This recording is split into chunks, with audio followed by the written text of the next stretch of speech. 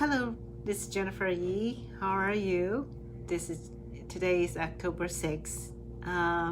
Can't believe it. We're in the Q4 already. Time goes really fast. So this year is kind of interesting years. Want to spend a few minutes and give you some market update for what happened to the marketplace. I've been talking to many of our clients, whether it's buyers or seller. They just want to know what's the current market situations.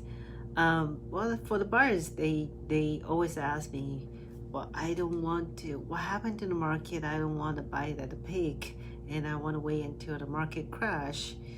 I don't want to compete with the other and making to overpay on the price. When's the best time to buy? For seller, they just worry about if they cannot get the highest top dollars with the current of climate or doing, the impact on the pandemic. Let me give you some fact. So the first piece of information I want to point in here is by looking at how the market is performing right now is by looking at the purchase applications. So if we look at the purchase applications graphic again, this year's, what do we see here? Again, going to the left, we see there's a start off of year strong and the kind of first part of March, then we deep down during the times when people cannot get out of their homes. Then since about the middle of May, we saw years over years increasing purchase applications. More application this year than the last week by week. So where do we standing right now? We are ahead of the last year's that, seeing more and more application. That's an indication of a buyers coming back to the market. Seeing the increasing of application is a very good thing. It's a great information to see the health of the market and knowing that real estate has been going really strong during this time of year. What's behind this kind of increase of a purchase application? Of course, it will be the low interest rate. While we have a lot of clients that is being refi and you probably already know some of the rates below the 30 years fix is already below 3%. And what does that mean for the buyers? Of course, it's gonna be increasing your purchase power. Well, even if during the pandemic or shutdown, we pause a little bit on the market, it did not stop the people from pursuing the dream of home ownerships. So with this great interest rates, so low interest rate, if you look at the charts that giving a very great illustration about what's the interest rate affecting the buyer's purchase powers. Every quarter of increasing in the interest rate is gonna lower significantly on 0.25% of the purchase powers. Well, lower interest rate means that when people can qualify more, they can find somewhere is more comfortable, more square footage, better conditions, the better neighborhood.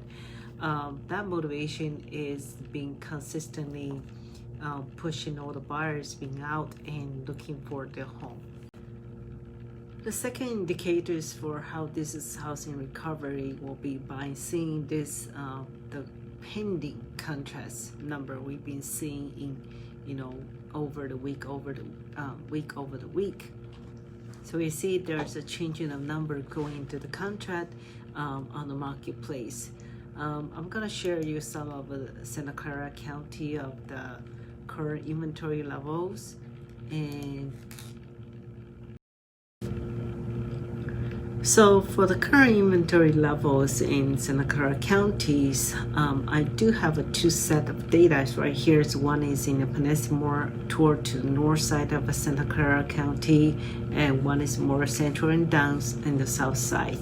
So the one of the active is from September to October 28th to October 5th, what we see is more the black. If you see the numbers, that is mean the inventory levels that we have seen more increasing in Palo Altos, and whereas it's kind of reducing in Los Altos and Los Altos Hills and the Mountain View.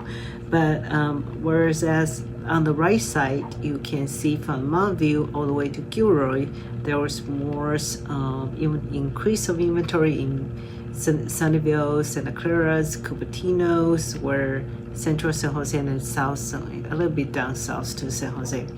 But other areas around it is in the red circle will be more have lower inventory. That we will see that is probably the observations fast. So the next slide I will show you is the pending. But here's one of interesting graphic for you to kind of get a reference. For buyers that's on the black, the increase of inventory, that means more opportunity for more select, more choice for you to finding your right home. But those data can combine with the old condos and single family, so it's very general. You have to look, we have to look really into the neighborhood to neighborhood. It can be a very different number. That you see these two pending slides that show pretty consistent how fast the property was being sold or in contract. The buyers moving fast. If the price is right, the house conditions nice,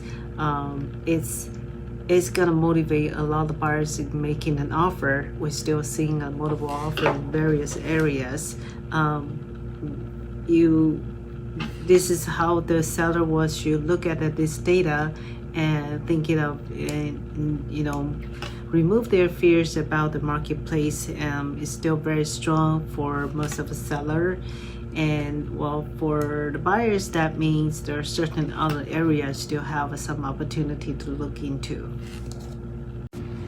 So real estate is a long term to build your generation wealth.